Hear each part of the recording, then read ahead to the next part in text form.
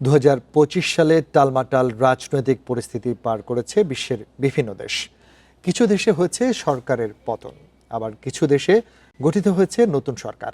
ঘটেছে প্রেসিডেন্টকে গ্রেফতার ও অভিশংসনের ঘটনাও। তাছাড়া নিউ ইয়র্ক সিটিতে প্রথম দক্ষিণ এশীয় মুসলিম ও সর্বকনিষ্ঠ মেয়র হয়ে বিশ্বজুড়ে সাড়া ফেলে দেন জোহরান মামদানি। 2024 সালে নির্বাচন অনুষ্ঠিত হলেও রীতি অনুযায়ী এবছরের 20 জানুয়ারি দ্বিতীয় মেয়াদে মার্কিন প্রেসিডেন্ট হিসেবে শপথ নেন ডোনাল্ড ট্রাম্প। দায়িত্ব নেয়ার পর বিশ্বজুড়ে যুদ্ধ সংঘাত বন্ধের উপর জোর দেন তিনি। কয়েকটি যুদ্ধ বন্ধে মধ্যস্থতার পাশাপাশি চলমান কিছু সংঘাত বন্ধে গুরুত্বপূর্ণ ভূমিকা রাখছে তার প্রশাসন।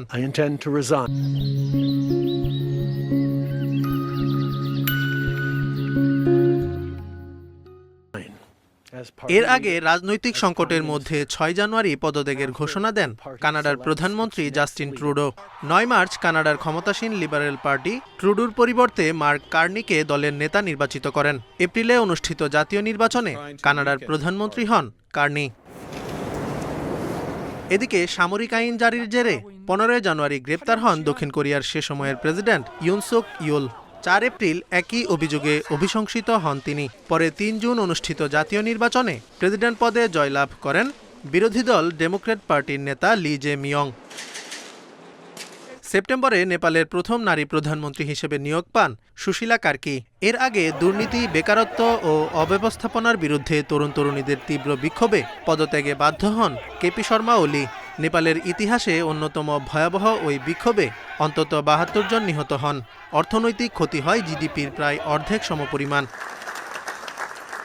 21 অক্টোবর সানাই তাকাইচি জাপানের প্রথম নারী প্রধানমন্ত্রী হিসেবে শপথ নেন। গত 5 বছরের মধ্যে তাকাইচি দেশটির 4র্থ প্রধানমন্ত্রী।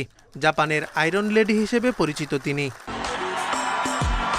এদিকে নভেম্বরে নিউ ইয়র্ক সিটির 111তম মেয়র নির্বাচিত হন ডেমোক্র্যাট পার্টির প্রার্থী জোহরান মামদানি।